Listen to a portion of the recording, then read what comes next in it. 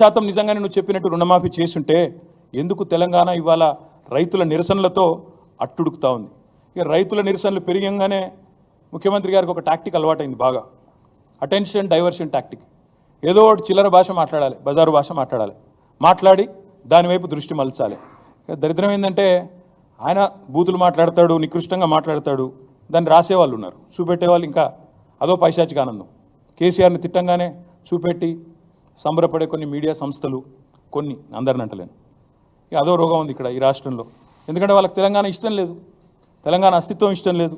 కాబట్టి సహజంగా కేసీఆర్ని తిడితే సంకలు గుద్దుకుంటూ అరే బాగా తిట్టిండు అని సంబరపడే కొంతమంది సన్నాసులు ఎవరైతే ఉన్నారో వాళ్ళకి నేను చెప్తా ఉన్నా, మేము అటెన్షన్ డైవర్ట్ కాం, మేము బరాబర్ రైతులతోనే ఉంటాం. ఆయన ఎన్ని చిల్లర మాటలు మాట్లాడినా, ఎంత బజారు భాష మాట్లాడినా, తన వికృత స్వరూపాన్ని ఎంత బయట పెట్టుకున్నా మేము మాత్రం రైతుల కోసమే రణం చేస్తాం, రైతులతోనే ఉంటాం. మేము ఖచ్చితంగా ఎంబడబడతాం. ఇవాళ ఒకటి కాదు మోసం, చూడండి ఒకసారి. రైతు భరోసా పెంచుతా అన్నాడు, ఎగ్గొట్టిండు. రుణమాఫీ అన్నాడు, మోసం చేసిండు. బోనస్ అన్నాడు, బోగస్ అయిపోయింది. కానీ వదిలిపెట్టం, ఇచ్చేదాకా ఎంబడబడతాం.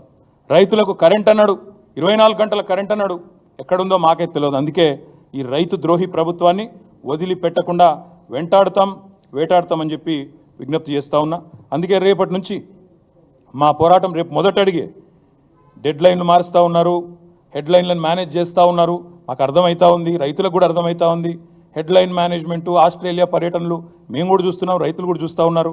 కాబట్టే నేను చెప్పేది, ఖచ్చితంగా ఈ ప్రభుత్వం ఏదైతే తేదీ చెప్పిందో 15 ఆగస్టు అని, మాఫీ చేయనందుకు మాఫీ మాంగో, కిసానోసే మాఫీ మాంగో పెళ్ళే చేయలేదు, చేతగానోళ్ళం సన్నాసం అని ఒప్పుకోకపోతే, మీరు ఇచ్చిన మాట కనుక నిలబెట్టుకోకపోతే వదిలిపెట్టం, వేటాడతాం.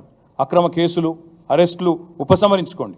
ఆ ఎఫ్ఐఆర్లు ఏవైతే తలమడుగులో చేశారో రిజిస్టర్, మా ఎమ్మెల్యే అనిల్ జాదవ్ గారు నా దృష్టికి తీసుకొచ్చారు. నేను ఎస్పీ గారు కూడా మాట్లాడినా, ఉపసంహరించుకోండి నేను విజ్ఞప్తి చేస్తా ఉన్నా. రైతుల మీద కేసు పెట్టడం మంచిది కాదు. మరి రైతు డిక్లరేషన్లని పోజులు కొట్టి ఇప్పుడేమో పోలీస్ స్టేషన్లో పెడతామంటే ఊరుకోము, తప్పకుండా రైతుల పక్షాన్ని నిలబడతాం.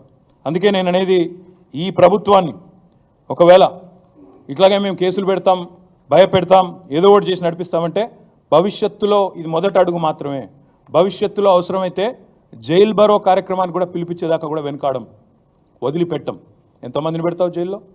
లక్షలాది మందిని పెడతావా? రైతులని లక్షలాది మంది మా కార్యకర్తలను పెడతావా? దగాబడ్డ రైతుల తరపున దండు కడతాం, కొట్లాడతాం. రుణమాఫీ జరిగేదాకా రైతులతో కలిసి రణం చేస్తాం. అన్నదాతల ఆందోళనలకు కూడా అండగా నిలబడతాం. ఈ దగాకోరు సర్కారును వదిలిపెట్టం, విడిచిపెట్టం. తప్పకుండా మాయమాటల ప్రభుత్వం మీద తప్పకుండా మా పోరాటం కొనసాగుతుందని తెలియజేస్తూ, ఈ రేవంత్ రెడ్డి చీటింగ్ మీద మా ఫైటింగ్ ఆగదు. ఆయన డెడ్ లైన్లు మార్చి హెడ్లైన్లు మేనేజ్ చేసి తప్పించుకుంటా అనుకుంటే మా అటెన్షను, మా ఏకాగ్రత దెబ్బ తీయలేరు. తప్పకుండా ఈ రుణమాఫీ జరిగేదాకా బీఆర్ఎస్ పార్టీ, రేపటిది మొదటి స్టెప్ మాత్రమే.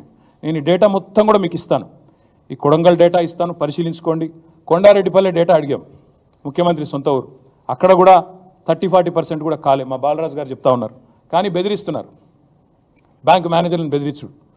బీఆర్ఎస్ వాళ్ళు అనౌన్స్ చేసినారు, కొండారెడ్డిపల్లి వస్తామన్నారు, కొడంగల్ వస్తామన్నారు, ఇస్తే మీ తాట తీస్తాం అని కలెక్టర్లు ఫోన్ చేసి బెదిరిస్తూ ఉన్నారు. ఇదేనా రాజకీయం? అవసరమైతే మా బాలరాజు గారు నేను రిక్వెస్ట్ చేస్తూ ఉన్నా, రైట్ టు ఇన్ఫర్మేషన్ చట్టం ఉంది, సమాచార హక్కు చట్టం ఉంది. సమాచారం ఇవ్వడం అనేది, తప్పకుండా తీసుకోవడం అనేది మన హక్కు. బాలరాజు గారిని కోరుతా ఉన్నా, మీరు వ్యక్తిగతంగా మీరే అప్లై చేయండి ఆర్టీఐ కింద. ఎట్లా సమాచారం ఇవ్వరో మేము కూడా చూస్తాం. అవసరమైతే చీఫ్ సెక్రటరీని కూడా కలుస్తాం. కొండారెడ్డిపల్లెలు ఏమైంది, కొడంగల్ ఏమైంది, రాష్ట్రంలోని రైతులకు ఎంత అన్యాయం జరిగింది, ఇవన్నీ కూడా ఎక్స్పోజ్ చేస్తాం, బయట పెడతామని